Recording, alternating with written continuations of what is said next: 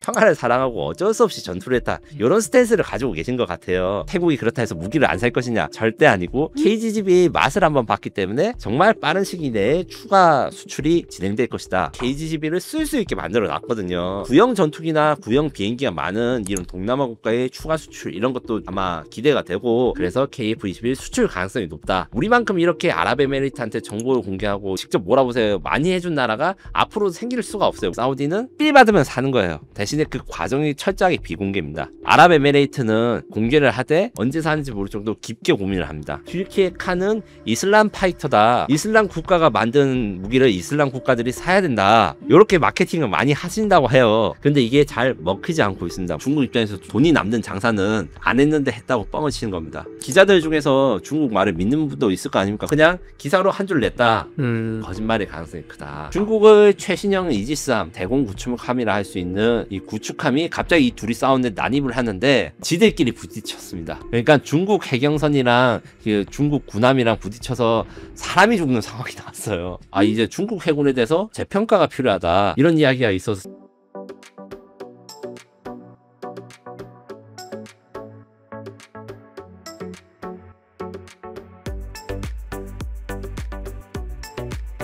김민석의 전쟁연구소 9번째 시간입니다. 김민석 기자님 나오셨습니다. 기자님 안녕하세요. 안녕하세요. 기자님, 지난번에 김민석 전쟁연구소 8화가 방송에 나간 이후로 많은 분들이 댓글을 달아주셨습니다. 그 중에서도 인도네시아와 KF-21에 대해서 많은 열띤 토론이 있었는데요. 인도네시아 제발 좀 이거 좀 없어졌으면 좋겠다. 짜증난다 이 사람들. 왜 이렇게 맨날 김민석 기자님 인도네시아를 그래도 우리는 버리면 안 됩니다. 왜 이러는 거냐 도대체. 이렇게 댓글이 많은데, 오늘 그래서 동남아 수출 특집, 태국, 말레이시아, 베트남, 필리핀에 KF-21 수출 가능성이 있는지, 인도네시아 좀 대신할 만한 국가 있는지 좀 알아보는 시간 가지려고 하는데요. 인도네시아가 튀르키예 칸 전투기 구매 계약을 맺었습니다. 인도네시아는 우리나라 KF-21 안 사고 뭐 관계 끊는 거예요? 복잡합니다. 인도네시아가 튀르키예 칸 전투기를 산 것은 사실인데, 인도네시아한테 이 사건에 대해서 물어보니까 인도네시아는 앞으로 4종의 전투기를 가지게 될 것이고, 그 중에 하나가 튀르키예 칸, 프랑스의 라팔, 미국의 F-15K, F-15EX, 한국의 KF-21이고, 이미 인도네시아는 KF-21 이렇게 배치될 공군기지, 그 다음에 튀르키예 칸이 배치될 공군기지, 이런 걸 다 지들은 알아서 정해놨다는 거예요. 그러니까 걱정하지 말라는데 솔직히 걱정이 되고, 제가 인도네시아 요구에 대해서 너무 시드 치는 거에 대해서 솔직히 저도 미안한 마음 가지고 있습니다. 유튜브 보시는 분들은 항상 기분 좋은 소식 들으려고 하는데, 얘는 또 나쁜 놈들 시드 치고 말이야, 이게 대해서 죄송스러운 마음이 있고요. 근데 계속 하는 이유 어떤 게 있냐면, 인도네시아가 우리 뒤통수 치는 이런 행보를 보이면서 사실 우리나라 무기를 꾸준히 쌓여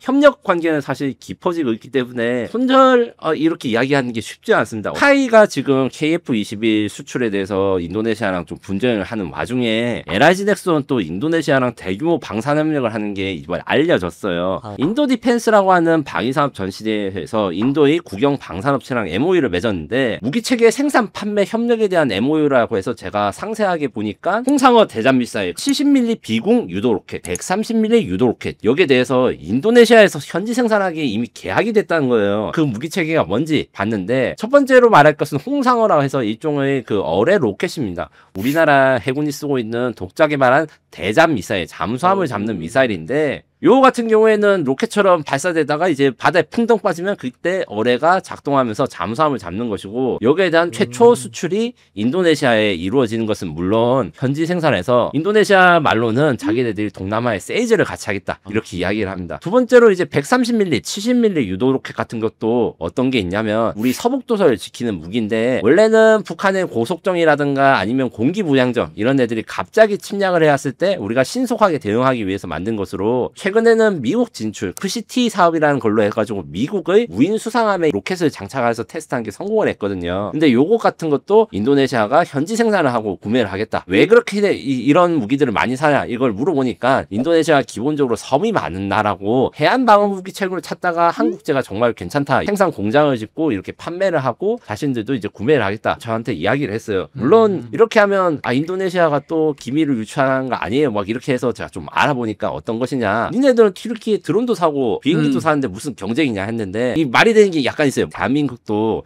1990년대, 2000년대는 미국산 무기, 유럽산 무기를 많이 구매했다가 국산화를 하면서 그들과 경쟁하는 제품을 내놓았고 대표적인 게 KF-21이라든가 F-50 같은 전투기 미사일들이 있는데 인도네시아도 이슬람 시장에서의 그 방산 시장 수요가 있거든요. 이슬람 방산에서 튀르키예랑 경쟁을 하겠다. 이기 위해서 우리가 적의 적을 돕는 느낌으로 튀르키예와 경쟁할 수 있는 인도네시아의 방위사업을 키워주고 있다. 이렇게 이야기를 하더라고요. 왜냐하면 튀르키예 같은 경우에는 옛날에는 우리나라 무기 K9 자주포 같은 것도 샀는데 점점 자신들 무기를 팔건 한국 무기에 대해서 무시를 하면서 막 이렇게 세일즈를 하는 거니까 그걸 막는 방향이 무엇이냐? 적을 키워주는 것이다. 이런 이야기가 들어서 되게 재밌었습니다. 로켓 개발 같은 경우에는 타식밀리아라고 하는 인도네시아의 지역에서 생산되는데 여기서 원래 유럽 회사들이랑 인도네시아가 같이 협력해서 로켓을 만드는 유도 부분이 있고 그 추진체가 있는데 추진체 공장이 있었던 데에다가 대규모 한국산 무기 공장을 세우겠다 이렇게 했는데 여기들 보면은 방산 수출을 할 때에서 인도네시아만 동남아 수출을 기대할 수 있는가 이렇게 생각하실 수 있는데 그것은 아니고 이거 말고도 지금 동남아 자체가 대한민국 K방산 열풍의 사실은 두 번째 수혜자. 첫 번째는 사실 유럽이라 생각하기 쉽지만 중동이고 동남아 수출도 지금 잘 되거나 지금 잘 되고 있는 게 더 커질 것 같은 게 몇 가지 있습니다. 뭐가 있냐면 얼마 전에 K9 자주포 베트남 수출이 되는 것이 지금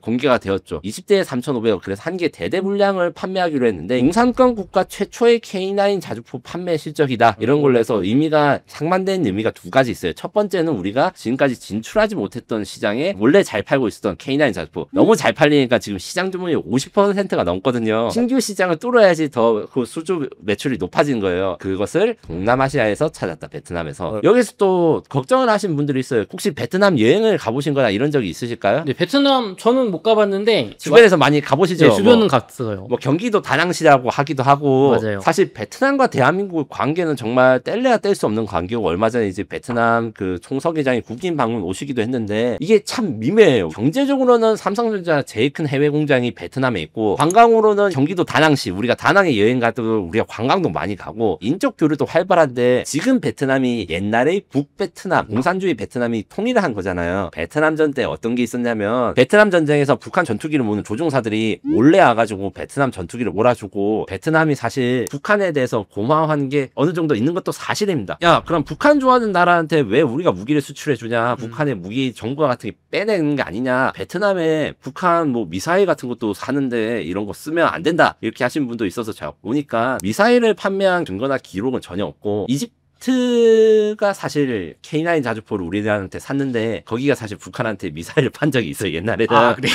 이집트가? 근데 베트남 같은 경우에는 그래서 북한제 무기를 많이 수입하는 게 아니고 옛날에 AK 소총 아시죠? 그런 네. 것들만 그 전쟁 날 때 좀 수입하고 그 이후로는 예우는 해주는데 실제 경제적으로 이득이 안 된다. 플러스 북한이랑 너무 친하게 지내면 베트남 사실 가상적국이 어디겠습니까? 중국 아니겠습니까? 그쵸. 베트남은 중국과 전쟁도 치른 적이 있어요. 베트남 입장에서는 북한을 예우해 줄 수밖에 있지만 군사기술 같은 걸 북한한테 넘겨주거나 그러지 못한다. 왜냐? 그렇게 되면 자기 적국이 중국한테도 이득이 되기 때문에 이런 복잡한 상황을 가정하고 대중국 포위 전략을 일부러 베트남을 포용해야 된다. 이렇게 좀 알아주시면 좋겠고 실제로 미국 같은데 요새 좀 트럼프 행정과 굉장히 민감하거든요. 자신들의 적한테 뭔가 주거나 하는 걸 굉장히 싫어하기 때문에 K9 자주포를 베트남에 수출하면 아 미국이 뭘 하는 거 아닌가 맞아요. 막 항의하고 이렇게 걱정하시는데 그것도 사실 기우라고 저는 이야기해드리고 싶어요. 왜냐? 베트남에 지금 수입을 하기 직전인 무기체계들 두 개 있습니다. C-130 제2수송기랑 F-16 전투기. 미국이 베트남에 지금 무기 수출하려고 막 준비 중이고 거의 성사 직전이에요. 무기 수출이나 이런 것들은 단순히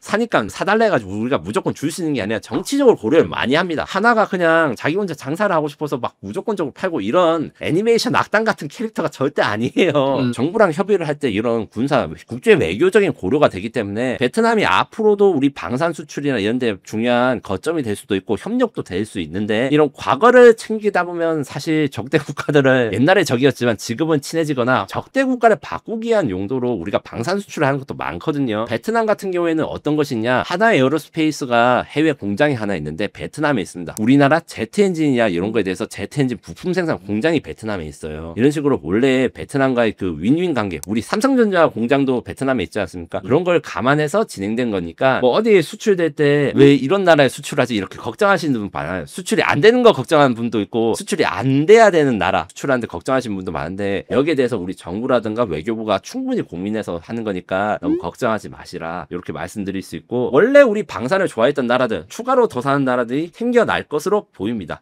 좋습니다. 미국이 베트남에다가 C-130 수송기 F-16 전투기를 팔기 직전이다. 이거 거의 계약 확실시된다고 하셨는데 그럼 우리나라가 K9 자주포를 베트남에 이제 수출한 것도 어떻게 보면 한국, 미국, 베트남이 다 공조해서 특히 우리나라는 미국과 동맹 관계니까 너네 그거 팔 거야 우리는 요거 팔게 서로 그래 그렇게 해서 중국을 좀 견제하다 이런 게 다 합의가 되어 있다는 말씀이신 거죠? 네, 물론 사실 이제 요즘 트럼프에서 국제정치 이야기하면 타코라고 하면서 이제 와 중국랑 싸울 생각이냐 이렇게 하시는 분도 있는데 아직까지는 대중국 포위망을 만드는데 이 트럼프 정부가 의지가 있고 그걸 활용해서 동맹국가의 동맹에 대해서 신경 쓰는 거는 아직까지 있어요. 그 트럼프가 동맹국만 때린다고 이렇게 하시는 거 저도 마음적으로 이해가 하는데 이게 군사적 분야에서는 협력이라든가 협조가 잘 되는 편이기 때문에 너무 걱정하지 않으셨으면 좋겠습니다.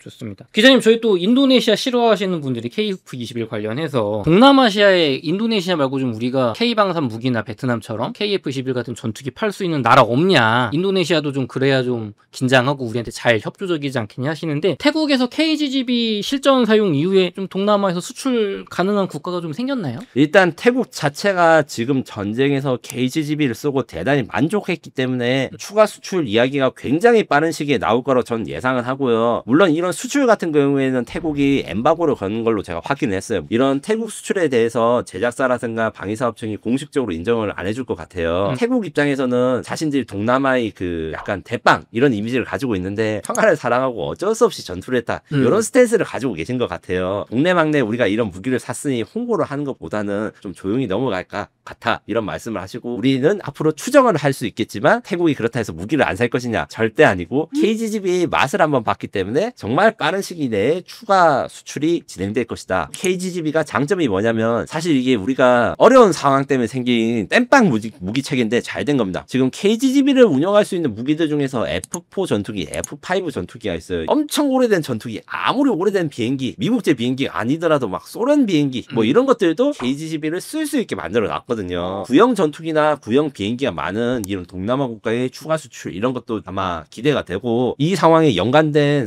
그 소식이 얼마 전에 나왔습니다. 카이가 오랜만에 좋은 소식을 나왔는데 필리핀에 12대의 FA-50을 판매한 카이가 지금 현재 FA-50 전투기를 12대를 추가로 판매하는 계약을 맺었어요. 네. 어떻게 되는지 확인해봤는데 필리핀 같은 경우에는 사실은 FA-50 이걸 샀을 때 많이 걱정을 하고 필리핀 매니아들 페이스북 페이지에 많거든요. 그런 데서 한탄을 많이 했어요. F-16을 사고 싶었는데 새끼 F-16을 샀다. 난 진짜 F-16을 사고 싶다. 이런 식으로 떼쓰는 분들이 많았습니다. 소나타 사야 되는데 저 아반떼 갖고 왔다 막 이런 느낌인 거죠. 그렇죠. 실제로 써보니까 좋은 거예요. 이슬람 반군과의 전투에서도 실전에 배치를 하고 가용성이 좋다. 필요할 때 잘 출격해주도록 정비가 잘 할 수 있고 가동률이 좋다. 이러니까 FA-50에 대해서 추가 구매에 대한 욕구가 나왔는데 또 이게 뭐가 잘 됐냐면 FA-50M 그러니까 말레이시아에 대한 FA-50 판매를 할 때 우리가 업그레이드 버전을 판매했어요. 신형 A4 레이더라든가 여러 가지 전자장비, 신형 무기들을 좀 통합을 많이 한 개량형을 내놓는데 말레이시아가 사니까 필리핀이 이 업그레이드에 된 거 또 탐이 나는 거예요. 지금 쓴 것보다 더 좋으니까. 그래서 12대를 이번에 추가 구입했다. FA-50 개량형 12대를 구매한 말레이시아도 어떻게 된 거냐면 기본적으로 그때는 폴란드와의 공동구매를 말레이시아가 추진했습니다. 무슨 말이냐면 FA-50 사고 싶은데 누가 개량을 좀 해줬으면 좋겠다.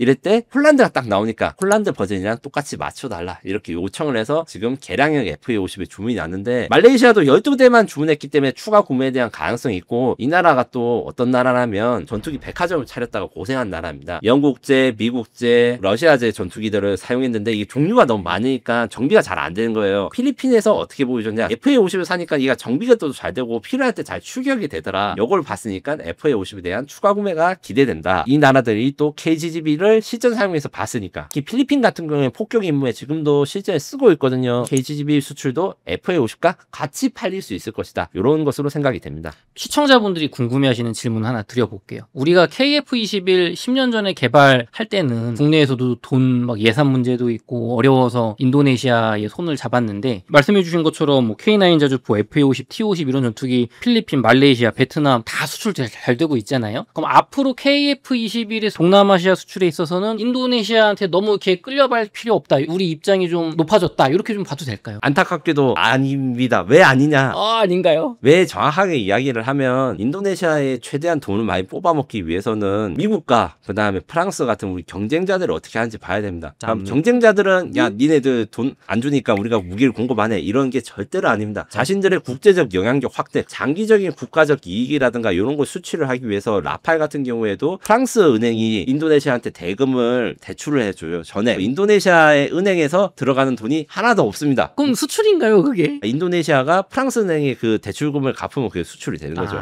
그 분할로 갚으니까 어쨌든. 대신에 이것도 함정이 있는 게 이때 프랑스가 어떻게 하냐면 신용등급 아시죠? 아무래도 금융 같은 거 하신 분들 흔하게 들었을 건데 프랑스제 무기를 사는 국가들은 프랑스 은행이 신용등급에 따른 이자율이라든가 지급 권리를 적용하지 않습니다. 얘들이 신용등급이 나빠도 프랑스제 무기를 사면 이율의 혜택을 주고 너네들은 신용불량자가 이제부터 아닌겨. 원래는 야 너네는 신용이 안 좋으니까 나라가 형편없어 이자 한 10% 받아야 되는데 우리 무기 사니까 그냥 2%를 해줄게 막 이런 거예요. 무기 대금은 2% 그런 걸로 해주는 겁니다. 기본적으로 프랑스 법에 명시가 돼 있어요. 지원을 하기 위해서 이런 것 정도는 해야 된다. 그러면 프랑스가 바보라서 그렇게 하느냐? 절대 아닙니다. 프랑스는 자기의 국제정치적 영향력, 특히 미국에 좀 자존심이 상해 있어요. 사실 솔직히 미국보다 국력이 약한데 우리가 보기에는 프랑스가 미국보다 훨씬 작은데도 이렇게 목소리를 내거나 이렇게 하는 것은 평소에 이런 국제정치적으로 자신들 영향력을 크기 위한 행위. 무기 판매가 단순히 돈을 받고 무기를 파는 걸 넘어서는 안보 협력이자 나중에 우리나라에 대해서 국제적인 협력을 해줄 거라는 확신,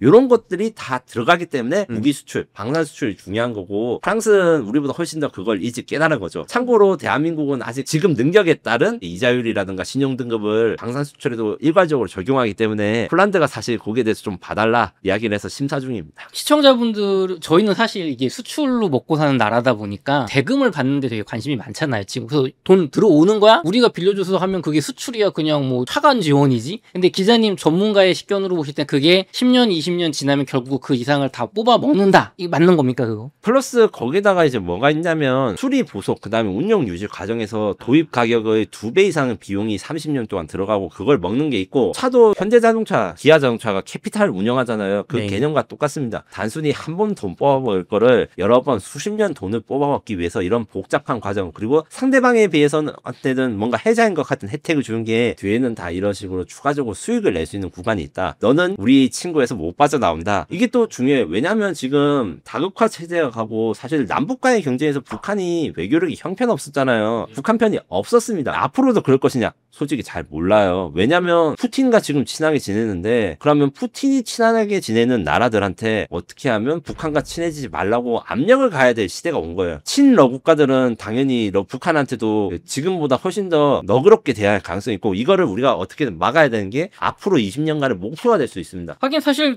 예전에 보면은 그 우리 핸드폰 보면은 게임 같은 거 공짜로 다운로드 받을 수 있는데 하다 보면 돈은 더 나가잖아요 뒤에. 휴대폰 중간에 큰 버튼을 누르면 안 된다 이런 말들을 많이 하셨는데 그 정도까지 막 남들 등쳐먹는 이런 건 아니에요. 이게 상대 국가에도 윈윈입니다. 우리 한국은 그만큼 그 나라에 대해서 국가 이익도 수호해 주겠다 이런 것들이 다 포함되는 게 이런 장기적인 금융 지원이 포함된 무기 거래이기 때문에 뭔가 조건을 잘 줬다 이러면 우리가 손해보고 파는 거 아니냐. 사실상 방산 수출은 손해보고 파는 것은 없습니다. 좋습니다. 그럼 우리가 인도네시아가 참 마음에 안 들지만 기자님은 그럼에도 불구하고 인도네시아와의 협력을 끝까지 가져가는 게 우리 국익에 도움이 된다라고 지금 보시는 입장인 거네요. 비슷한 내용으로 베트남에 대해서도 좀 더 길게 앞에서 잠깐 이야기를 했지만 자세하게 설명을 할 수 있을 것 같습니다. 동남아시아 국가들 태국, 말레이시아, 베트남, 필리핀, 뭐 인도네시아까지 이제 한국이 K방산을 선택하는 배경에는 이유가 있을 것 같아요. 예전에는 중국 무기나 뭐 미국 무기 썼잖아요. 러시아 무기라든가. 어떤 지정학적, 경제적 요인이 있을까요? 기본적으로 세 가지 능력, 안정적 공급 능력, 적절한 가용성, 동남아시아의 정치적 특성 때문에 이런 성과가 나온다. 저는 이렇게 정리할 수 있는데 쉽게 말해가지고 안정적 공급 능력이 뭐냐? 대한민국은 정말 세계 그 어느 나라보다 무기를 더 빠르고 정확하게 배달이 가능하다. 우리보다 수출이 잘 되는 미국, 러시아 뭐 이런 나라들은 어떻게 되는 거예요? 그럴 때 항상 제가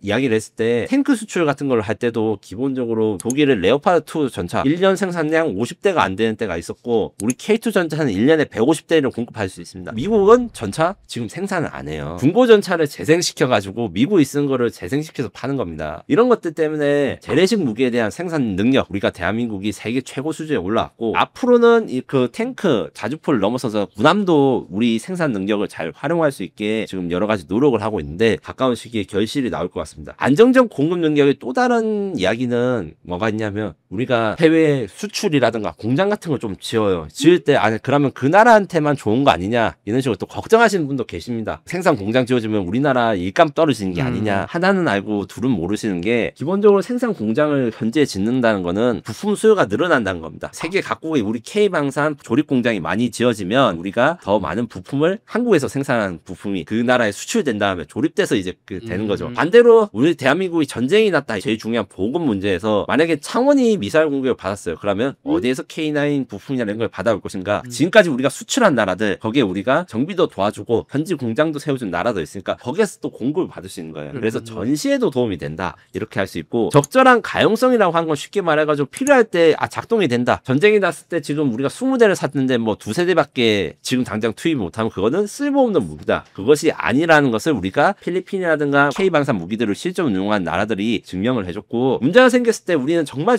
열심히 호들갑을 떤다고 할 정도로 잘 케어를 해줘요. 폴란드에서 FA-50 GF라는 거를 수입해서 갔는데 폴란드 언론에서 난리가 납니다. FA-50이 다 비행을 못하고 땅에서 놀고 있다. 무슨 말이었냐면 우리 문제가 아니에요. 제네럴 일렉트로닉이나 아니면 미국산 업체가 FA-50에 공급해줘야 되는 부분인데 걔들의 그 생산 능력이 딸려가지고 공급이 안 되니까 미국한테 따져야 되는 걸 한국한테 뭐라는 거예요.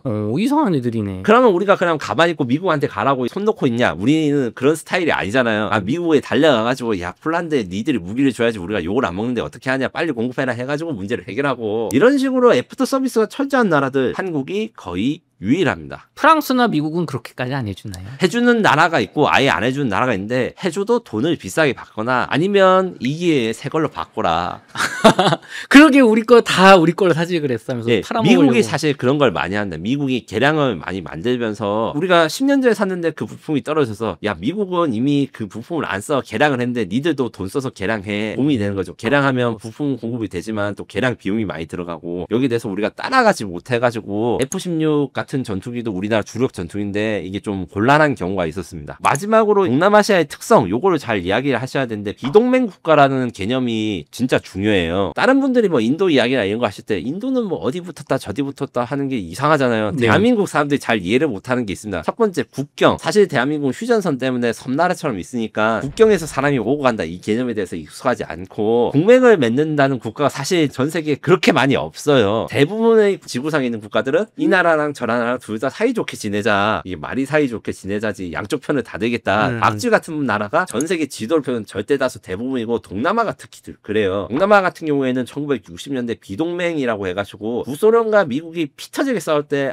우리는 끼지 마라. 싸움에 끼기 싫은 애들끼리 모여라. 이렇게 했을 정도로 항상 그 정치적 균형에 대해서 신경 쓰는데 최근에 중국이 동남아에 대한 영향력이 늘어나고 이런 것 때문에 중국산 무기가 동남아 시장을 다 장악하는 게 아닌가 이렇게 우려하시는 분도 있어요. 실제로 증거가 태국 같은 경우에 원래 미국산 무기를 많이 구매했다가 최근에 중국산 잠수함과 호위함 탱크 같은 걸 좀 구매했거든요. 태국 사람들은 이제 중국 편을 완전히 돌아서는 거냐 태국 미국 동맹을 깨는 거냐 절대 아닙니다. 그 사람들은 양쪽 편을 다 취하기 위해서 그런 거고 동남아 국가들의 특성이 다 그런 건데 그 점에서 한국은 굉장히 지금 현재 상태로서는 유리하다. 왜냐? 중국제나 러시아제 무기보다 미국제 성능이 더 뛰어나는 건 맞지만 그렇다 해서 미국에 계속 끌려다니는 건 싫은 나라한테 정치적으로 부담이 없는 나라. 한국이 뭐 동남아 국가들한테 야 너 언니펀을 해라 전쟁 났을 때 우리가 도와줘 파병을 해라 이렇게 압력을 가할 정도로 우리가 박한 나라가 아니잖아요. 근데 중국은 그럴 수 있다. 영토 분쟁도 있다. 영토 분쟁이라 싸울 일이 없는데도 안정적으로 무기를 공급할 수 있는 나라가 대한민국이기 때문에 동남아시아의 방산 수출이 이렇게 잘 되고 있다. 이렇게 정리할 수 있습니다.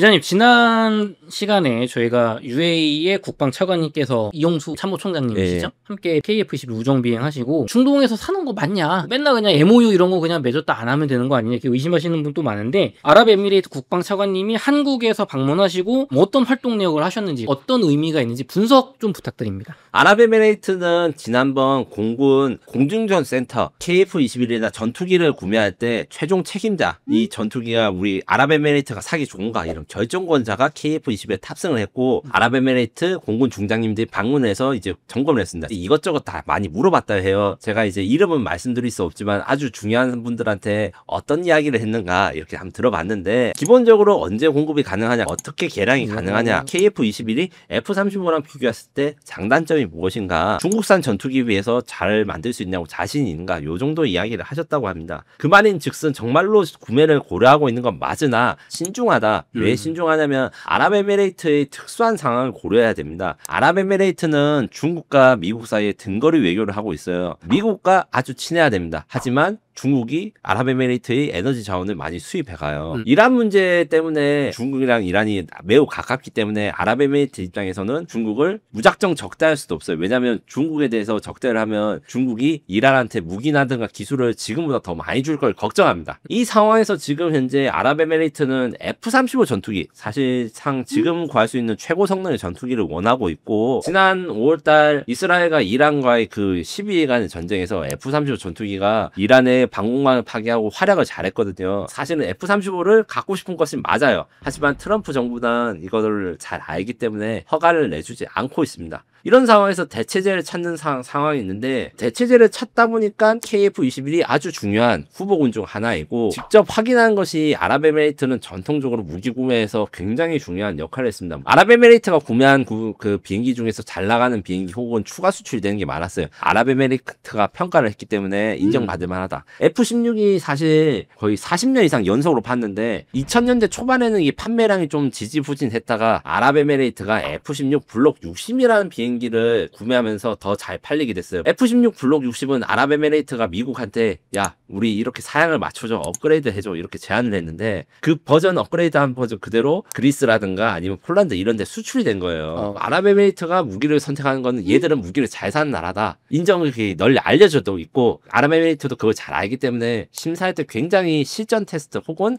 진짜 자기가 몰아보는 걸 중요하게 생각합니다. 그래서 지금 두 번째 온 것이고 정확한 세부 내용은 기빈이지만 아마 아랍에미레이트가 앞으로도 계속 이렇게 방문을 해서 비행을 하거나 관찰을 할 것으로 생각해요. 시청자들 입장에서 계속 시승 그만하고 빨리 계약해 한데 이분들은 그렇게 하는 스타일이 아닙니다. 신중하게. 개인 의견인데 아마 아랍에미레이트는 다른 경쟁 기종들을 다 시승해보고 결정을 할 것이지만 그때 그 시점이 어떻게 되든 제일 시승을 많이 해보고 제일 잘 알고 있는 전투기는 그 후보가 누가 됐든 KF-21일 것이다. 그래서 KF-21 수출 가능성이 높다. 우리만큼 이렇게 아랍에미레이트한테 정보를 공개하고 직접 몰아보세요 많이 해준 나라가 앞으로 생길 수가 없어요. 우리 KF-21 제일 먼저 했기 때문에 이런 관점으로 이해해 주시면 되겠습니다. 사우디아라비아 역시 그 KF-21에 관심도 가지고 있고 뭐 지대공 미사일인 천군 같은 것도 이미 수입을 많이 했다고 하는데 사우디아라비아 수출은 좀 어떻습니까? 원래는 UAE보다 사우디아라비아 수출이 더 먼저 되는 거 아닌가 이런 이야기가 벌어졌는데 이것은 지금은 이야기할 수 있는데 원래 KF-21의 개량 방향을 이야기했을 때 KF-21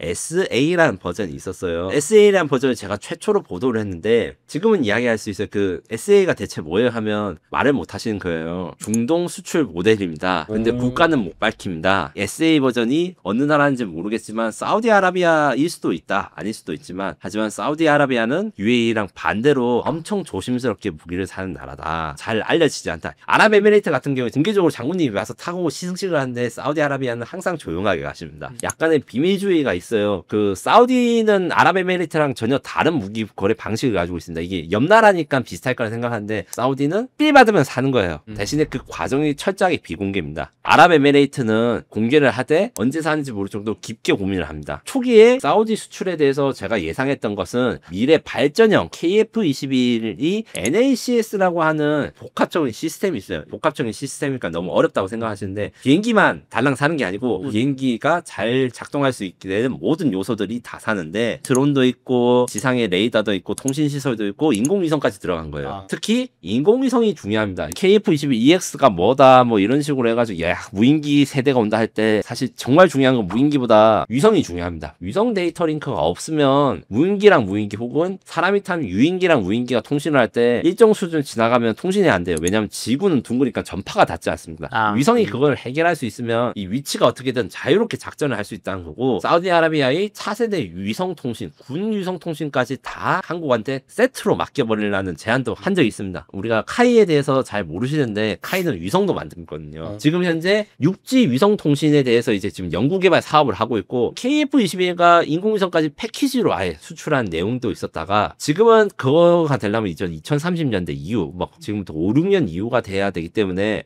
너무 멀다. KF-21 그러니까 블록2 2028년에 개발이 완료되는 것부터 혹시 살 수 있냐, 이런 제안도 좀 생각을 하는 것 같아요. 사우디가 당장 주문을 하는 건 절대 아닙니다. 근데 사우디가 하는 이야기들 들어보면 은근히 지금 당장 필요한 전력이 있다. 왜냐면 사우디군의 그 주력 전투기 중에 최신형 전투기가 많긴 한데 문제는 F-15 전투기가 문제예요. F-15 전투기 중에 구형 전투기들이 있거든요. 네. 구형 전투기들 같은 경우에는 지상 공격 능력을 갖춰야 되는데 사실은 공중력만 하고 1차, 2차 걸프전도 수행한 역전의 용사들이에요. 1990년에 2차 걸프전쟁이 있을 때 활약했던 비행기가 지금도 후티 방공 공격에 들어가는데, 구형 전투기에다가 미국제 원래 미사일이나 이런 걸로 지상 공격 능력을 갖추려고 하니까 미국이 돈을 엄청나게 주고 달라고 했고, 아무리 사우디가 돈이 많아도 항상 돈을 아끼거나 효율적으로 쓰고 싶어 합니다. 그래서 생각한 게 이제 LIG 넥슨의 KG-11 첫 해외 수출 국가가 됐다. 구형 전투기에다가 우리 KG-11 폭탄은 다 통합이 될 수 있기 때문에 이런 과정이거든요. 이런 효율성이라든가 노후 전투기에 대한 그 교체 필요성이 높아가지고 KF-21 블록2 버전부터 먼저 사고 나중에 이제 개량하는 방법으로 진행을 하는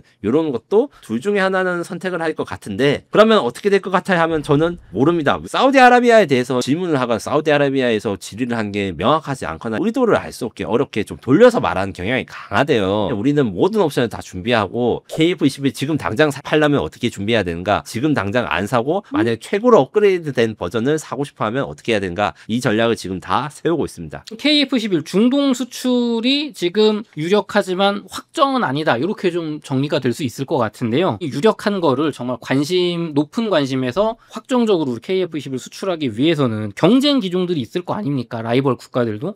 그들하고 KF-11 비교했을 때 좀 어떤가요? 기본적으로 튀르키예 칸이 사실 중동 판매에 굉장히 공을 들이고 있고, 튀르키예 언론이라든가 밀리터리 매니아 취재해보면 튀르키예 칸은 이슬람 파이터다, 이슬람 국가가 만든 무기를 이슬람 국가들이 사야 된다, 이렇게 마케팅을 많이 하신다고 해요. 근데 이게 잘 먹히지 않고 있습니다. 요걸로 해서 제일 처음 공략하려고 한 대상이 파키스탄이었는데 파키스탄이 칸을 선택하지 않았어요. 급하게 계약된 게 무엇이냐, 인도네시아한테 칸 전투기를 계약 구매를 했다. 왜냐면 원래 팔라고 했던 고객이 안 산다고 손절을 쳐버렸기 때문에 요는 어려움인데, 요렇게 된 거는 사실 칸이 지금 앞으로 보여줄 게 너무 많아서 그래요. 칸은 KF-21보다 성능도 좋고 크기도 크고, KF-21은 유럽산이라든가 미국제 무장을 쓰는데 무기도 다 튀르키예산을 쓴다고 광고를 하고, 뭐 F-22보다 좋다고도 말을 하는 사람도 있어요. 튀르키예에서는. 저는 뭐 동의를 하진 않는데 요런 식으로 뭔가 사양이 높아지는데, 사실 튀르키예는 T-50 수준의 전투기도 이제 막 만드는 중입니다. 대한민국이 T-50을 첫 비행시키고 15년이 지나서야 이제 KF-21을 비행을 했는데, 튀르키예는 이제 T-50 수준의 비행기를 만들면서 카이의 탄도 같이 만들겠다 이렇게 말하는 게 사실 앞뒤가 안 맞는 거거든요. 지금 카이는 앞으로가 중요합니다. 튀르키예 칸이 날아다니는 영상 같은 건 많은데 그거는 사실 실제로 전체에 투입할 수 있는 게 아니고, 우리 KF-21이 지금 시제기가 날아가는 것도 이것도 똑같이 프로토타입이라고 영어는 번역하지만 안에 들어간 장비 내용과 질이 튀르키예 칸이랑 천지 차이예요. KF-21 보라면은 실제 양산 버전이랑 차이점이 거의 없습니다. 튀르키예는 앞으로 우리 KF-21 시제기랑 비슷한 수준의 실제로 전투가 가능하고 미사일 발사 시험 같은 게 가능한 시제기가 나와야지 우리 KF-21의 공군 장성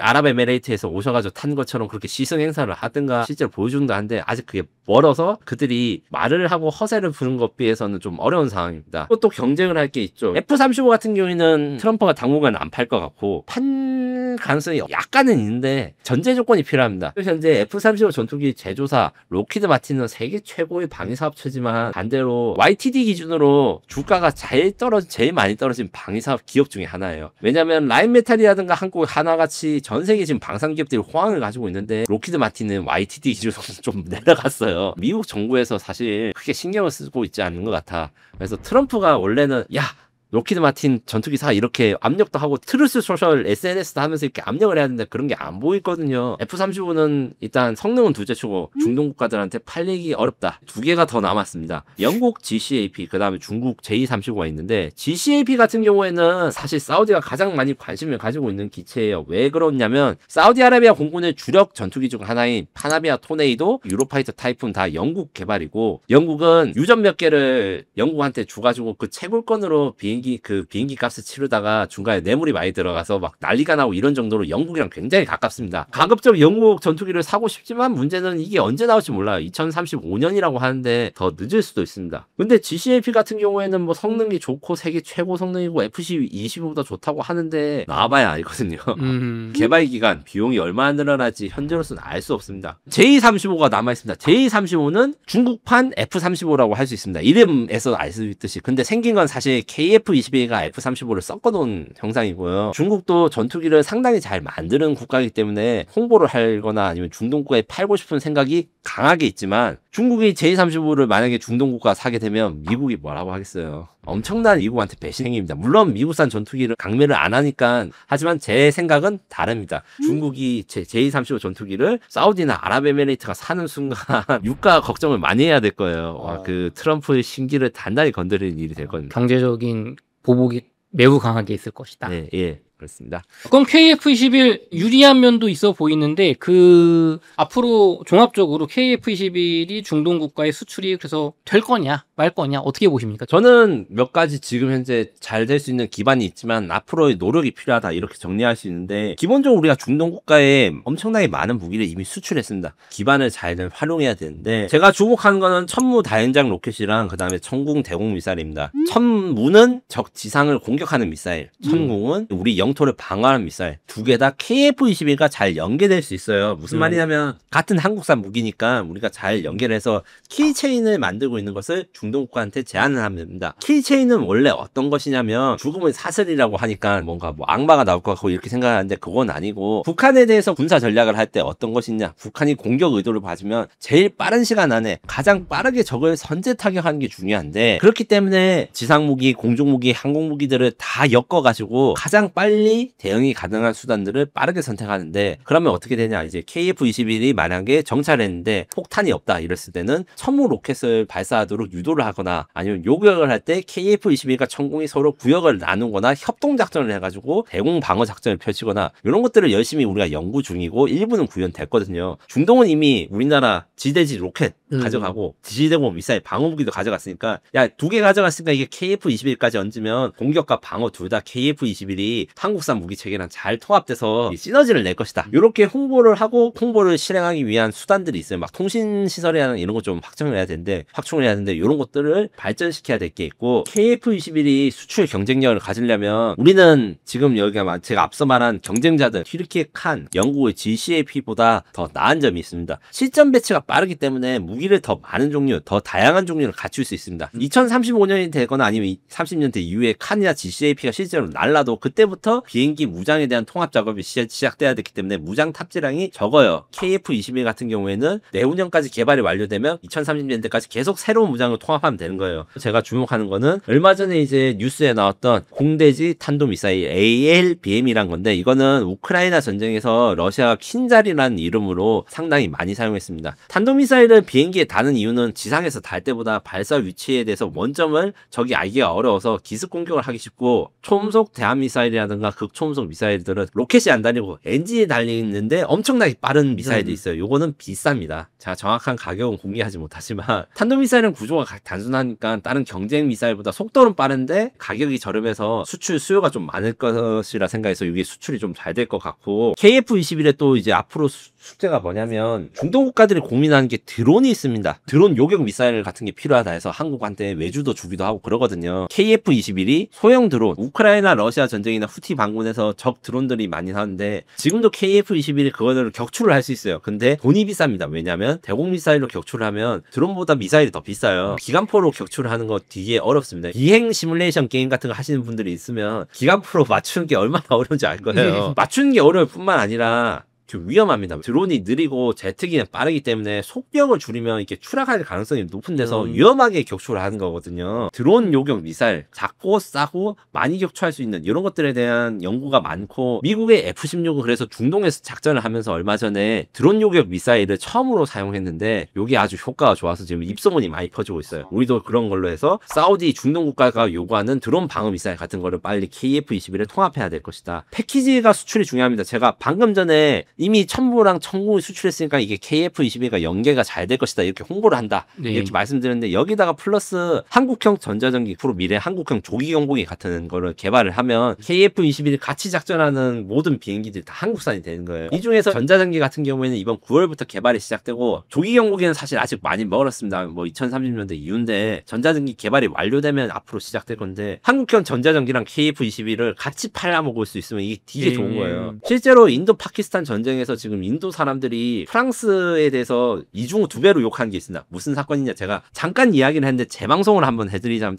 짧게 재방송을 해드리자면, 인도는 프랑스의 라팔 전투기를 사용했어요. 파키스탄은 프랑스에서 전자전기를 수입해가지고 인도 라팔 전투기에 대해 전자전을 수행했어요. 인도 사람 입장에서 이게 엄청 빡치는 일이죠. 열받죠. 네, 그런 거를 미리 해결하는 방법은 뭐냐, 고객님 사실 때 같이 사셔야 된다. 한국형 전자전기가 완성되면 KF-21가 동반 수출 같은 걸 해서 이제 전자전기랑 같이 KF-21 들어간다거나 이런 것들도 제안해 볼 만하다, 이렇게 정리할 수 있습니다. 말씀을 들어보니까 그 중동 국가의 중국의 J-35나 그 영국의 전투기 같은 거랑 전투기끼리 뭐 튀르키예 칸도 포함돼서 이렇게 붙으면은 카탈로그 스펙이 밀린다거나 혹은 뭐 선진국인 영국 같은 거에 밀릴 수 있겠지만, 말씀해 주신 것처럼 이미 우리나라의 천무나 천궁 미사일을 가지고 있고, 여기에 전자전기나 위성 같은 거 이런 거를 통합적으로 다 한국산을 사면은 이게 군사적인 면에서 훨씬 유리한 면이 있잖아요. 네, 맞습니다. 실제로 요게 때문에 성공한 나라가 지금 제가 앞서 몇 번 말씀드린 파키스탄이 있고, 파키스탄이 중국산 데이터링크 미사일 전투기를 한 큐에 사왔기 때문에 조기 경보기 같은 경우에 스웨덴을 썼지만 이게 중국산 장비가 달려있어요. 연결이 잘 됐는데, 인도 같은 경우에는 여러 나라에서 무기를 샀는데 이게 통합이 잘 안 돼가지고 옆에서 봤는데 그 전달도 잘 못해주고 이러다 보니까 우왕좌왕했다. 요거를 잘 공략해서 하나 사지 말고 세트로 사세요. 패키지로 사세요. 요게 전략이 정말 중요합니다.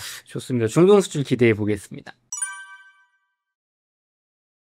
기자님, 최근에 제가 댓글을 보다 보니까 김민석 기자님의 전쟁연구에서 제발 좀 요걸 다뤄달라고 하시는 독자분의 댓글이 있었습니다. 중국이 스텔스 전투기를 이용해서 한국과 일본의 대한해협 영공을 지나갔는데 3일 동안 몰랐다. 한국이나 일본이 대공방어가 취약하다. 중국 전투기 우수하다. 이런 내용이 있는데 이거 사실입니까? 네, 해당 내용은 사우스 차이나 모닝 포스트 홍콩에 있는 일간지가 보도를 했는데 저는 사실이 아니라고 생각합니다. 하지만 앞으로 충분히 그렇게 될 수 있다. 사실이 아닌 건 뭐고 앞으로 되는 건 뭐냐, 여기에 대해서 설명을 조금 드리겠습니다. 기본적으로 J-20 전투기는 스텔스 전투기로 해서 레이더에 잘 잡히지 않는 것은 사실이에요. 요거를 탐지하기가 어려운 것도 맞습니다. SCMP에서 보도한 내용은 어떻게 되냐, 중국 남쪽에서 출발해가지고 스시마 해협을 건너가지고 키에게 갔다가 돌아오는데 J-20이 그 항속거리가 안 됩니다. 항속거리는 그 비행기가 갈 수 있는 거리인데, 카탈로그 상황에서는 그렇게 왕복 비행이 가능해요. 근데 그게 실제로 되려면 외부 연료 탱크라는 걸 달아야 돼요. 외부 연료 탱크라는 거는 말 그대로 연료 탱크가 바깥에 튀어나왔기 때문에 그걸 달면 스텔스가 아닙니다. 탐지되기 쉬워요. 연료 탱크를 뗀 상태에서 그렇게 왔다 갈 수 있느냐? 없어요. 그러면 어떻게 해결해야 되는가? 지금 현재 논리적 허점을 채우기 위해서 중국 밀리터리 매니아들의 주장이 있는데, 공중급유기를 사용해가지고 외부 연료 탱크를 못 쓰니까 공중에서 계속 급유를 받으면서 작전을 했다. 그러면 여기서 문제가 생깁니다. 공중급유기는 레이더에 잡히지 않느냐? 잘 잡힙니다. 아주 크게 잡힙니다. 네. 공중급유기를 숨길 방법이 없기 때문에 만약에 하려고 하면 이륙하자마자 공중급유 한번 해주고 중국 땅에서 공중급유 하고, 왜냐하면 중국 땅을 벗어나면 다 탐지가 될 거 아닙니까? 네. 그래서 아주 부족한 연료로 끝까지 왔다가 아무것도 안 움직이고 정해진 코스만 쫙 밟고 이렇게 갔다가 올 때 다시 공중급유 한번 받고 뭐 이런 식의 작전을 해야 되는데, 이게 쉽지가 않고 중국 입장에서 돈이 남는 장사는 안 했는데 했다고 뻥을 치는 겁니다. 왜냐하면 사실 확인에 드는 비용이 일본과 한국 둘 다 너무 많이 들기 때문에 중국 입장이 이런 식으로 이제 뻥을 치고 났고 이게 이슈가 되면 기자들 중에서 중국 말을 믿는 분도 있을 거 아닙니까? 사실 확인을 해달라면 안 했던 거를 안 했다고 증명하는 게 굉장히 어려워요. 실제로 지금 국방부에서도 이게 정보가 안 나왔는데 중국 입장에서는 이래서 허시실이라 해서 그냥 안 했는데 했다고 하는 편이 훨씬 더 남는 장사고, 만약에 진짜로 했다고 하고 이걸 사용해가지고 중국이 얼마나 무서운 나라인지 증명을 하려면 녹화를 했어야 됩니다. 이게 어떤 게 있냐면 중국 전투기나 이제 이런 폭격기들이 일본 영토에 침공했고 이러면 일본이 다 확인을 해줘요. 사진 찍어서 얘가 어디에서 왔다, GPS 좌표 확인하면 이게 우리의 방공 10개월 구역이다. 그렇게 사실 유도를 해줘야 됩니다. 실제로는 우리는 일본 입장에서는 우리는 잘 추적해가지고 요격을 했다. 중국 입장에서는 우리가 이렇게 일본 깊숙한 영토까지 갈 수 있다. 서로가 이렇게 윈윈이 되는데 그러지 않았고 그냥 기사로 한 줄 냈다. 거짓말의 가능성이 크다. 새빨간 거짓말이다. 하지만 그럼 앞으로는 그럴 수 있다. 네. 그래서 위험하다라고 말한 것도 저는 뺄 수 없는 게 왜 그러냐면 J-20의 항속거리가 짧다고 했잖아요. 근데 중국의 신형 스텔스기가 나왔습니다. J-36과 J-50인데 요거는 J-20도 커요. 어느 정도 크냐면 KF-21이랑 세워놓으면 거의 삼촌과 동생 정도의 크기 차이인데 그거보다 더 큽니다. J-36, J-20은 엄청나게 크기 때문에 사실 중국에서 이렇게 해서 괌까지 갈 수 있다. 이렇게 이야기를 하거든요. 그게 실전 배치되면 말씀한 상황이 현실적이 될 가능성이 커서 우리가 당장 뭐 중국 전투기의 영몽이 뚫렸다 이렇게 말하는 거는 잘못된 것이지만 앞으로 그럴 가능성이 높기 때문에 스텔스를 어떻게 탐지하는 것이 굉장히 중요하고 저도 요거에 취재를 좀 해봤어요. 어떤 방식이 있느냐. 저희가 KF-21 이야기도 하고 EX 이야기도 하면서 많이 이야기했는데 일단 A사 레이더에다가 인공지능을 넣습니다. 알고리즘 빅데이터로 해가지고 흔히들 뭐 사람이 잘 못 챙기는 뭐 CT 촬영을 인공지능한테 머신러닝 시키면 암을 초기부터 알아낼 수 있다. 네. 뭐 이런 이야기가 있었잖아요. 이런 것처럼 스텔스기는 전파에 아주 작거나 짧게 나오기 때문에 탐지가 어려운 건데 인공지능 머신러닝으로 레이더에 적용시키면 이거 너무 이상한데 하면서 사람보다 다 이상한 점을 잘 찾아낼 수 있다. 그런 연구가 일단 하나 있고 멀티스태틱이라는 연구가 있습니다. 뭐냐면 수신기랑 송신기를 분리해가지고 이렇게 약간 통하기, 옛날 실전하기 같은 논리를 엄청나게 기술적으로 발전시킨 건데 그런 식으로 해서 스텔스를 찾아내는 거. 휴대폰 전파나 TV 전파들이 이렇게 갈 때 비행기가 지나가면 잡음이 생겨요. 그걸 역이용해서 잡음이 생기면 그걸로 비행기가 지나갔다는 걸 알 수 있는 기술이 있어요. 전파가 많은데 전파가 뭐 어디 가려지면 이게 잡음이 생겨 찌직거리니까 그걸로 사용하는 기술, 아니면 양자 기술과 그 다음에 이제 광자 기술을 이용한 레이더, 이런 것들 지금 제가 말한 것들 다 국방과학연구소에서 개발 중입니다. 스텔스기를 잡는 레이더를 국방과학연구소에서 연구 중이다. 물론 이 중에서 어떤 게 정답이다 사실은 몰라요. 이게 5년에서 10년 정도 투자를 해가지고 실제로 테스트를 해봐야지 검증이 가능하고, 외국에서 야 이거 되니까 알려달라고 해도 이거 믿기가 어려워요. 걔들이 팔라고 거짓말 할 수도 있으니까. 이런 연구가 중요한데 사실 지금까지는 이 연구자 하신 분들이 연구 받기 굉장히 어려웠어요. 왜냐면 야 그게 될지 안 될지 몰라 하면 예산을 잘 안 줘요. 우리나라 연구개발 특성상 무조건 되는 것만 연구 주는데 앞으로는 이런 데에 대해서 트렌드가 바뀌어서 미래 도전 기술이라고 하거든요. 미래에 필요한 걸 우리가 도전한다. 실패 가능성이 있지만 여기에 대한 투자가 많이 필요합니다. 이 이야기를 국방과학기술연구소 박사님들이랑 포스텍이나 다른 박사님들이 김민석 기자님 유튜브 가면 꼭 이야기해달라고 항상 신신당부를 해줍니다. 아니 맞는 말씀이신 게 스텔스기를 중국이 이미 실전 배치하는 상황에서 그거를 잡는 기술이 없으면 우리나라는 속수무책으로 당하게 되는 거잖아요. 예. 그리고 미국이 사실 이런 정보에 대해서 잘 안 가르쳐 줘요. 네, 사람들이 그래서 러시아나 중국 유튜버들이 착각한 게 미국은 막 스텔스기 무력화되면 망한다 이러는데 사실 스텔스기를 제일 오래 개발한 나라가 미국이라서 스텔스를 탐지하는 기술도 미국이 제일 발달했는데 그거를 가장 가까운 동맹국인 우리나라나 영국, 일본한테도 절대 이야기를 안 하고 자기만 알고 있습니다. 스스로 연구 개발을 해서 이 스텔스를 탐지하는 방법에 대한 연구 투자가 굉장히 필요한 상황입니다. 이거는 동맹국인 한국, 미국도 우리한테 안 가르쳐준다. 네, 맞습니다. 그죠. 전쟁 나면은 중국 스텔스기들을 미국이 잡으려면 자기들만 알고 있어야겠죠? 네, 맞습니다. 또 댓글 읽다 보니까 아니 기자님 이게 방공식별구역이라는 데를 침범한 거냐 아니면 한국 영공을 침범했다고 자랑하는 거냐 그리고 방공식별구역이 뭐냐 이 여러 가지 질문이 있더라고요. 한국 방공식 식별구역은 카디즈라고 합니다. 이것은 영공이 아니에요. 이게 어떻게 생긴 거냐면 원래 영공이란 건 국제법으로 영토라 영해 위에 있습니다. 네. 근데 문제가 있어요. 비행기가 점점 빨라지잖아요. 네. 저기 우리나라 영공과 영해를 밟는 순간 그때부터 대응을 하면 너무 늦어요. 가령 이 우리나라 영해 그러니까 중국 기준으로 말하면 우리나라 영해를 중국 전투기가 넘어오면 서울까지 가는데 몇 분 걸리냐? 여객기 기준으로 하면 10분.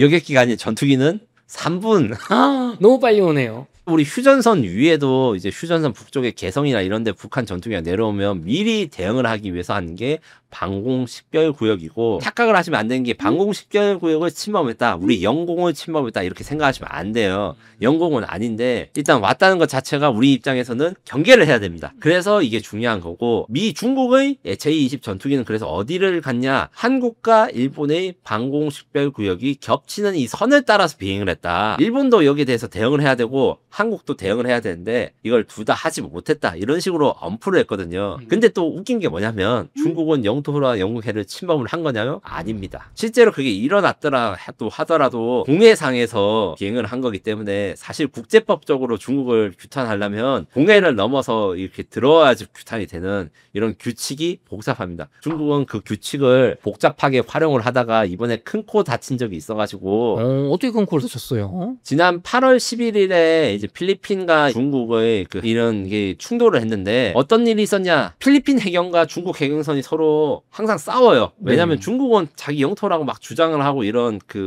우기기를 많이 하니까. 그다음에 필리핀 해경선이 와서 그 증거를 찍고 이제 쫓아냅니다. 가끔 그래서 부딪히기도 해요. 중국의 최신형 이지스함 대공 구축함이라 할 수 있는 이 구축함이 갑자기 이 둘이 싸우는데 난입을 하는데 난입을 해가지고 문제는 필리핀을 쫓아내는 거 아니에요. 지들끼리 부딪혔습니다. 그러니까 중국 해경선이랑 중국 군함이랑 부딪혀서 사람이 죽는 상황이 나왔어요.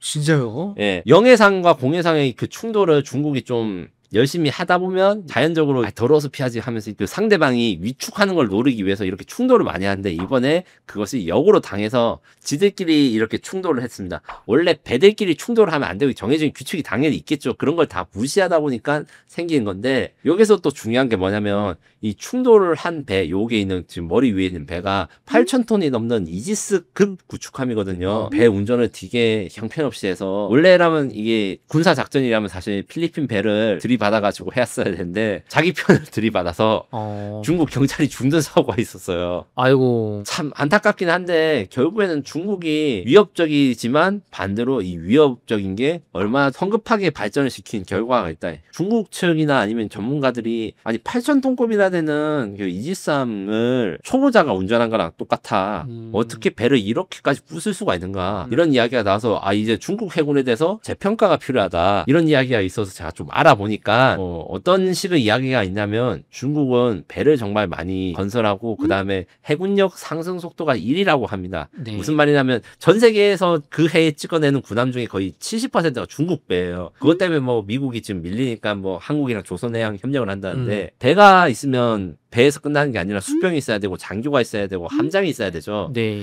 이 함장들이 낙하산이다. 아. 너무 배를 많이 찍어내니까 벼락 출세를 해가지고 이 함장뿐만 아니라 이 승무원들이 초짜인데 우리나라 치면 뭐 대위를 해야 될 사람이 뭐 중령 대령이 되어 있고 뭐 이런 식으로 하니까 이런 문제가 생긴다. 실제로 중국 해군이 엄청 무섭다는데 이러면 별거 아닌 거 아니야? 이렇게 이야기하는 분도 있는데 이게 사실인 것도 있고 사실이 아닌 것도 있습니다. 현대전은 원래 이렇게 막 우리나라 그 이순신 장군님이 그 일본 외놈 배를 이제 충각하듯이 하는 건 거의 없어요. 평화적으로 무력 시위를 하다 보니까 생긴 거고 실제 전쟁은 미사일로 하는 거니까 이런 걸 못 해도 되는데 배에서 제일 중요한 게 항해. 배를 움직이는 거잖아요. 배를 잘 움직이는 놈들이 미사일을 쏘는 거는 잘 훈련을 했을까? 요 의심이 되는 거죠. 해군 수병들과 장교들의 교육 수준이 떨어지는 것 같다. 좋습니다.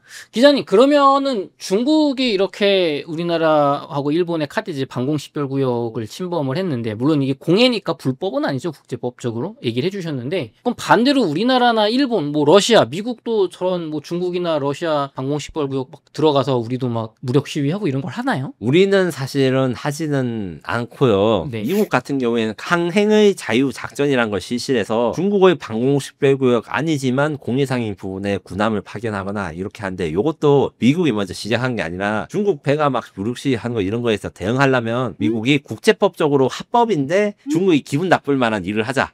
이런 식으로 해가지고 방공 식별구역인데 공해상 이런 데다가 배를 띄우거나 이렇게 하면 중국에서 또 출동을 합니다. 중국 네. 배들이. 근데 뭐 공격을 하지 못해요. 왜냐하면 합법적이니까. 이게 약을 올리는 전략인데 냉혹한 국제정치에서 원자력 잠수함이라든가 이지스 구축함들이 이 상대방 적국에 약을 올리는 걸 하고 있는 거예요. 물론 이렇게 하는 게 다 의도가 있습니다. 전쟁의 위기가 높아지면 결국에는 정치적인 이득을 받을 수 있다. 이 생각 때문에 중국이라든가 미국이 하는 건데 미국은 사실 자신들의 핵심이 그러니까 세계 어느 나라 어느 바다에서든 특정 나라가 그거를 단속하거나 봉쇄를 하면 안 된다. 근데 중국 니네들은 이걸 하고 있다. 여기에 대한 대응 작전을 하고 있는 거고 한국 같은 경우에는 특별히 그런 일이 잘 없어요. 하지만 옛날에 그 사태가 있었는데 공해상에서 이제 우리 광개토 대항함이 운행을 하다가 일본의 해상 초계기랑 충돌을 하는 사건 그것 때문에 뭐 서로가 잘못했다 이런 내용도 있었는데 이것도 잠깐 썰을 풀자면 일본의 해상 초계기가 우리나라 광개토 대항함이랑 공해상에서 뭐 이러니 저러니 막 우전을 하다가 갑자기 일본이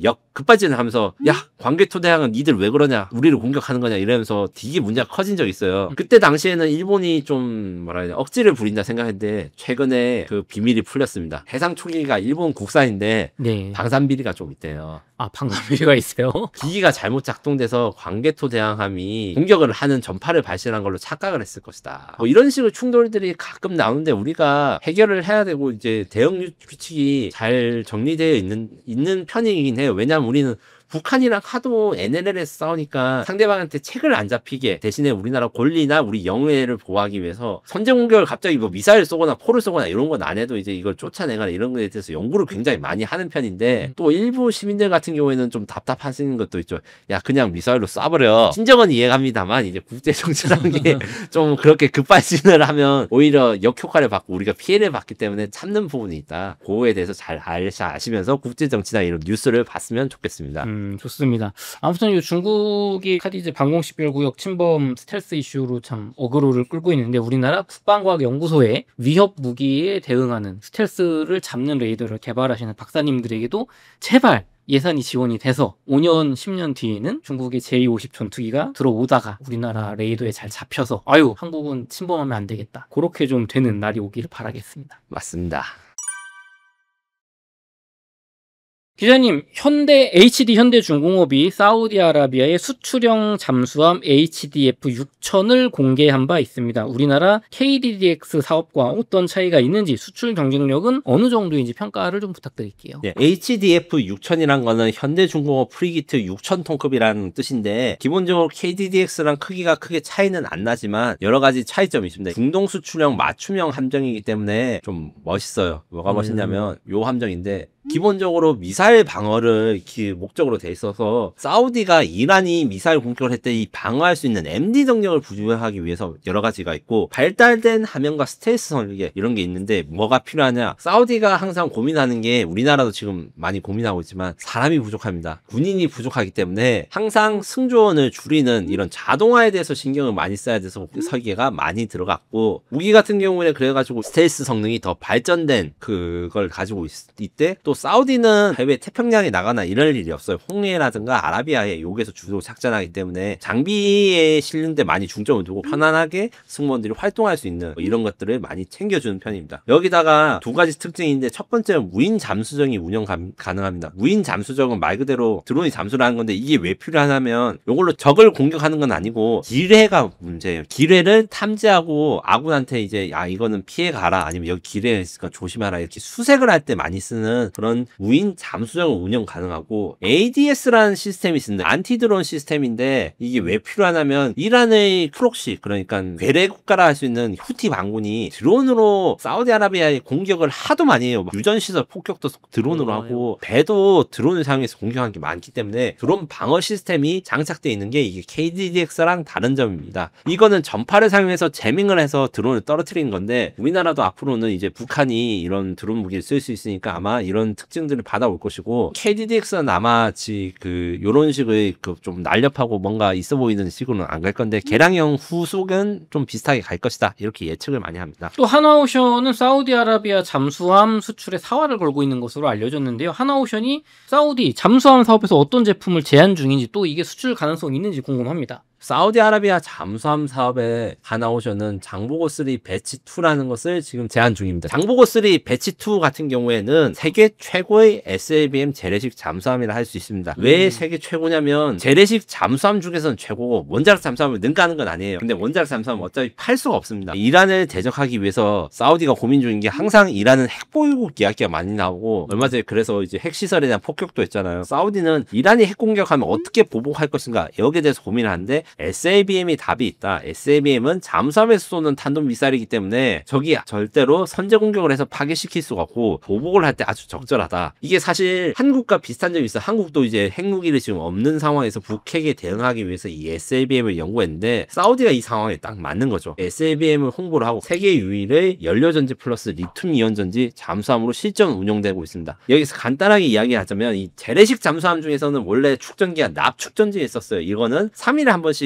물 위로 떠올라야 됩니다. 정확히 말하면 배 전체가 떠오르는 게 아니라 약간 빨대 같은 슈노켈이라는 장비가 필요한데 그것도 다 레이더에 걸려요. 그래서 3일에 한 번씩 위험해지는데 요거를 연료전지를 사용하면 2주에 한 번씩 올라갈 수 있기 때문에 여기서 좀 발전이 된 게 이 224급 잠수함 이런 게 우리 소너리급 잠수함 같은 게 이게 들어가고 장보고 3는 여기다가 리튬이온 전지도 들어갑니다. 장보고 3 배치 2부터 시작되는 건데 리튬이온 전지는 일반 납축 전지보다 두 가지 좋은 점이 있어요. 첫 번째 축전 용량이 많고 급속 충전이 가능하고 가능하기 때문에 순간적으로 빠른 속력을 낼 수가 있고 일본 납축 전지보다 용량도 커요. 일본의 타이게이급이 지금 현재 세계 유일의 리튬 이온 전지 잠수함인데 이것만 있으면 단점이 뭐냐? 오래 길게 다지 못해요. 우리 장보고 3 배치 2는 리튬 이온 전지랑 연료 전지를 같이 쓰는 유일한 잠수함이다. 하이브리드 전지 잠수함이다. 우리 경쟁자가 프랑스의 재래식 바라푸다 독일의 212 CD급이라고 있는데 두 개 다 이렇게 하이브리드 연료전지랑 리튬이온 전지를 같이 쓰는 잠수함인 건 똑같아요. 차이점은 뭐냐? 우리 장보고 3 배치 2는 다 완성이 됐는데 이 경쟁자들은 아직 설계도만 있어요. 만들어야 돼요. 진짜요? 네. 설계도만 파는 게 우리 KF-22도 지금 날아다니는데 아직도 팔려면 고생하는 것처럼 설계도만 있는 거 팔기 굉장히 어렵거든요. 장보고 3 배치 2가 가능성이 높다. 대신에 이제 외교 관계 사우디가 어떻게 유럽과 좀 너무 친하게 지내려고 하면 정치적인 고려를 선택할 수도 있는데 우리가 이게 대해서 잘 대응을 해야 된다. 이렇게 생각하면 되고 제가 하나오션 이 제작사에 좀 문의를 해본 결과 장보고 3 배치 2의 사우디 잠수함 수출은 내년이나 내후년까지는 마무리될 것으로 보이고 승리하도록 열심히 노력할 것이다 이렇게 하는데 확신은 못해요. 왜냐하면 결정이 나오기 전까지 아무도 모르는 깜깜이 심사라고 생각하시면 됩니다. 제가 반드시 팔릴 수 있을 것이다 100% 장담한다 이렇게 말씀은 못 드리지만 매일 그게 팔리기 기도한다 이렇게 말씀드릴 수 있고 현실적으로 성공 가능성이 꽤 높아. 이 페이퍼 플랜이랑 경쟁을 하는 게 물론 이길 수도 있어요. 하지만 이제 사우디 입장에서는 지금 상황이 어때요? 이란과 이스라엘이 이렇게 12 전쟁을 했고 이란 핵시설은 트럼프가 파괴했다는데 사우디는 그걸 절대로 믿지 않습니다. 이란은 다시 핵무기를 만들 것이고 어딘가에 또 농축우라는 같은 거를 미국과 이스라엘을 몰래 숨겨놓으면 핵미사일은 자기네들이 만든다는 거예요. 지들이 지금 이렇게 수준이고 이런 거에 대해서 스트레스를 많이 받기 때문에 빠른 전력화가 필요한 우리 잠수함을 선택할 가능성이 큽니다. 좋습니다. 천공2가 사우디아라비아, 이라크, UAE, 아랍에미리트 이미 판매가 되어서 수주 잔고가 10조 원 이상이라고 합니다. 천궁2의 후속 사업이라고 할 수 있는 우리 군의 대공 체계 사업 중에 중동 판매가 또 유력한 아이템들은 뭐가 있을까요? 지금 퍼레이드에 보시는 게 천궁2 뒤에 있는 것이 엘셈이라고 하는 미사일로 이제 최근에 개발 완료가 되었습니다. 한국판 사드라고 부르는데 사드까지는 아니고 사드랑 패트리어트 사이에서 방어를 합니다. 대공 방어, 탄도탄 방어는 다층 방어라는 개념을 쓰고 있는데 쉽게 말해서 껍질이 여러 개인 거예요. 왜냐하면 미사일 종류에 따라서 이게 올라갈 수 있는 고도가 다르고 그럼 모든 고도를 다 담당하는 미사일은 현재 미국도 없습니다. 여러 개의 종류가 여러 개의 고도를 담당을 해가지고 한 번에 내려올 때 1차 요격, 2차 요격, 3차 요격을 하는데 우리 엘셈 같은 경우에는 사드가 요격 실패한 것에 대해서 2차 요격을 하는 그런 걸로 만들어져 있고 그 다음에 장거리 대공 공격 150km 이상의 떨어진 항공기를 공격하는 용도로 지금 개발이 완료됐는데 사우디랑 아랍에미레이트는 우리 천궁2를 샀을 뿐만 아니라 사드도 있어요. 그런 무슨 말이냐? 우리 LSM이 들어오면 다층 방공망이 가능해서 사드가 요격에 실패한 것을 LSM으로 요격할 수 있다. 이게 딱 먹히는 거죠. 이게 수출 가능성이 굉장히 높은 아이템 중 하나이고, 요 같은 경우에는 지금 원래 연내 계약이나 이런 것들에 대해서 막 이야기했는데, 개발하시거나 세이지 하신 분들 물어보면 함부로 또 예측 보다가 나왔다가 김치국 먹었다가 미끄러질 수도 있으니까 아무 말도 안 하고 이제 이런 거죠. 영화에 보면 징크스 같은 게 있다고 합니다. 수출이 잘 된다고 저와 같은 사람이 또 너무 많이 확신에 차서 말하면 실패하고 이런 게 있다고 해서 저는 빌고 있다. 되기를 바란다. 이렇게 표현을 드립니다. 그리고 또 하나에는 이제 LAMD가 있어요. LAMD는 적어도 방공 시스템의 약자인데 한국판 아이언돔이라고 부릅니다. 한국판 아이언돔은 LSM과 약간 개념이 반대예요. LSM은 높은 고도에 있는 탄도탄을 요격하는데 이거는 가장 낮은 고도, 최고 후의 방어막을 가지고 있다고 생각하시면 됩니다. 어떻게 방어를 하느냐? 아이언돔 같은 경우에는 로켓을 요격한다 하는데 우리도 로켓을 요격한다 해서 똑같은 성능을 가지고 있는 걸로 표현하시는 기자분 많은데 이게 사실은 아니고요. 왜냐하면 이스라엘 아이언돔이 요격하는 거는 탄도미사일 중에서 제일 성능이 꾸진 뭐 가삼 로켓이라든가 이런 폭주에 가까운 것들이 있어요. 그런 거 요격하는데 우리는 북한이 600mm 방사포라는 거를 수도 서울을 향해서 겨냥하고 있기 때문에 이게 훨씬 더 본격적인 미사일에 가까운 거거든요. 요걸 요격하기 위해서 성능이나 스펙이 더 미국 그 이스라엘 것보다 좋다. 요것에 대해서 중동 국가도 수요가 가지고 있다. 요 같은 경우는 한 개 대대가 192발의 요격 미사일을 탑재해가지고 90여 개의 로켓을 요격할 수 있는 능력을 갖추고 있습니다. 대단하네요. 네. 마지막으로 이야기된 게 지능형 대공포라 해가지고 이게 제가 앞서 말했듯이 이란이 드론을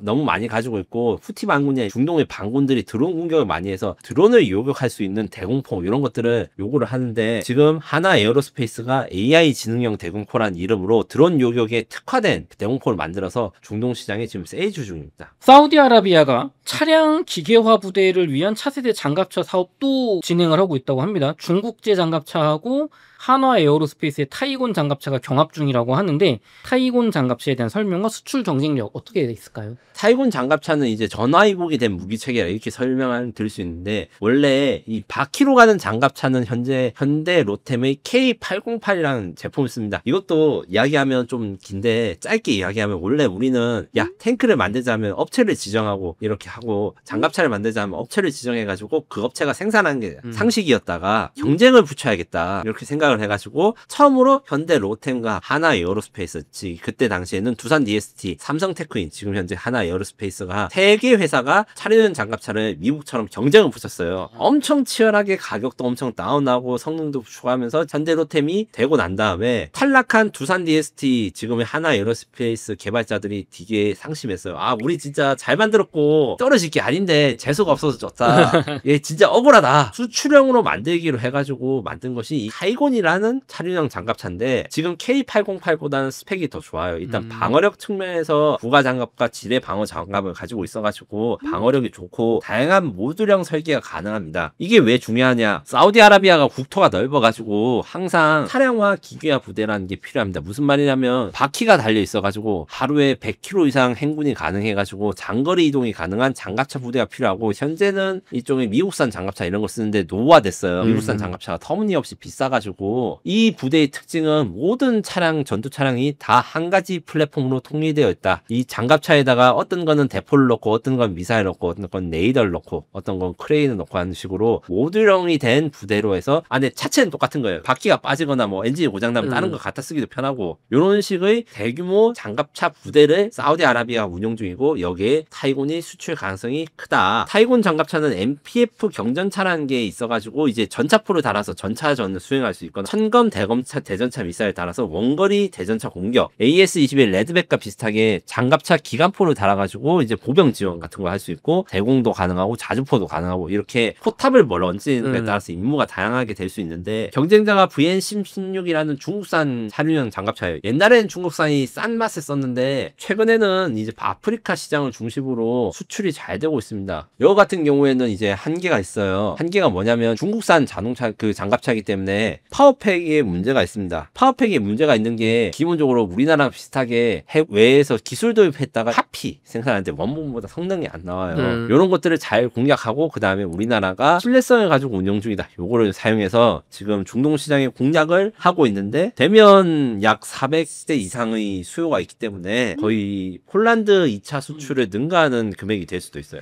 진짜요? 폴란드 2차 수출 금액을 능가하면 이거 초대박 아닙니까? 네, 그럴 수 있어요. 이게 되느냐 안 되느냐 요게 대해서 사실 투자라든가 다른 부분 업계에 관심이 높은데 앞서 말했듯이 사우디아라비아는 아주 클로즈된 결정 구조 깜깜이 심사를 하기 때문에 정말 정보를 알기 어렵고 우리 개발사라든가 정부도 사실 촉각을 곤두세우고 있는데 그러면 될 것 같냐 안 될 것 같냐 정보가 네 없냐 하면 우리 정부도 잘 알기 어려운데 제가 어떻게 알겠습니까? 다만 잘 될 것이라고 기대를 하고 있다. 이렇게 말씀드릴 수 있습니다. 이게 전혀 근거 없이 그냥 아유 잘 됐으면 좋겠다 이 정도는 아닌 거잖아요. 아니 그럼요. 다만 이제 승패는 정말 발표 당일에도 바뀌는 경우가 있다. 방산 수출이 힘들고 어려운 부분이 많습니다. 좋습니다. 이거 되면은 하나 에어로스페이스 주가 날아가는 거 아닙니까? 아 그럼요. 이게 저희 투자자분들한테 그래도 좀 정보를 알려드리고 싶은데 기자님도 미리 알 수 없는 정보니까 네. 그럼 이게 또 리스크 관리를 해야겠어요. 투자자분들은. 솔직히 말씀드리면 저는 될 거라고 확신을 하는데 그래서 주식을 사전에서 네가 책임질 수 있다. 요거는 못하는 상황이다. 그렇죠. 요게 맞는 말이고요. 다만 기술적으로 뛰어난 부분, 정치 외교적으로 배경 부분에서 우크라이나 전쟁 종결 기대가 높아지고 있고 지금 8월 15일 기준으로 제가 녹화를 하고 있는데 그 이후에 우크라이나 전쟁이 어떻게 되든 전 세계 방위사업 시장은 쪼그라들 것이냐? 저는 절대 그렇게 생각하지 않습니다. 어떤 방식으로 종전이 되든 그것은 새로운 분쟁의 씨앗이 될 가능성이 크고 그리고 중동 지방이라든가 남아시아 지방에 올해부터 좀 갑자기 분쟁이 생긴 게 우크라이나 전쟁이 사그라든 영향도 있거든요. 결국 이것은 국방의 방위사업 자체의 수요는 줄어들기 굉장히 어렵다. 지금 현재의 국제정치 상황으로서 이렇게 말씀드릴 수 있습니다. 지금까지 이야기해 주신 재래식 무기 외에도 레이저나 미사일, 드론 등 신개념 미니 무기 중에 중동 수출이 가능한 무기 후보군이 마지막으로 있을까요? 저는 이제 레이저 대공무기 천광이 좀 가능성이 크다고 생각하고 지금 현재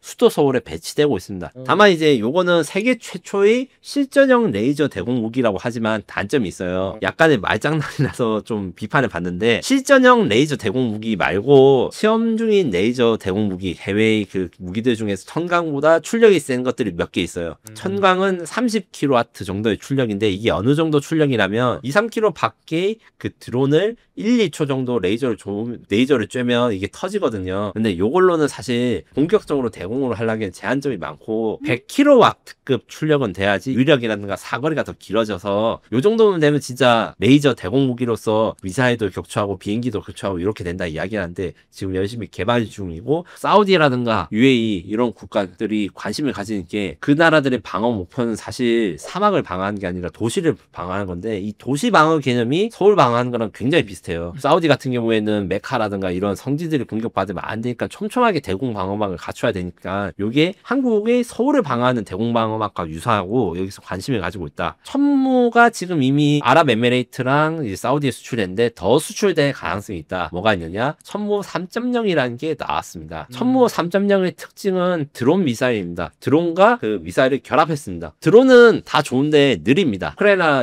러시아 전쟁에서 샤이드 드론이 막 우크라이나에 폭격했다는데 그 비행시간 한 10시간 돼요. 10시간 동안 파괴를 할 수 있어요. 천무 로켓에다 실어가지고 적진에 엄청 빠르게 전개를 한 다음에 드론을 발사하면 드론의 장점은 기다릴 수 있다. 적이 숨거나 도망칠 때 추적을 하거나 아니면 다시 들어올 때까지 상공을 배하면서 기다려서 공격해서 정밀 타격이 가능하다. 요 같은 경우에는 북한의 이동식 탄도미사일이 대응하기 위한 기술로 처음 개발됐는데 해외에서도 이게 굉장히 수요가 많아가지고 수출이 될 것이고 특히 기존의 천무이 수출한 중동 국가들한테는 아주 이게 매력적인 무기가 될 것이다. 제가 항상 이런 유튜브 출연하거나 이 전쟁 연구소 하면서 피드백을 받는 게 있어요. 야 너는 중소기업은 기업도 아니냐. 대기업한테만 잘해주는 거 너무 치사하다. 그래서 제가 소개해드릴 게 하나 있습니다. 요즘 아무래도 드론이 중요하니까 대한민국도 드론에 대해서 국방사업 이런 연구가 많은데 그중에서 주목할 거는 드론 그 자체보다는 드론을 방어하는 겁니다. 지금 현재 제가 보여드리고 있는 거는 이어스랩이라는 회사에서 개발 중인 카이든 안티드론 하드킬 드론입니다. 이게 뭐냐면 지금 현재 드론을 요격하는 제일 좋은 방법으로 연구된 게 레이저도 아니고 미사일도 아니고 드론입니다. 지금 현재 보시면 이렇게 딱 충돌해서 떨어뜨리는데 이렇게 충돌해서 떨어뜨리게 되면 장점이 뭐냐. 만약에 대포나 로켓으로 공격하면 이게 터지면서 파편이 더 커져요. 피해가 더 커집니다. 드론을 사용해서 하면 아군 피해가 줄어들고 그 다음에 미사일보다 기술보다 훨씬 저렴합니다. 요게 대해서 지금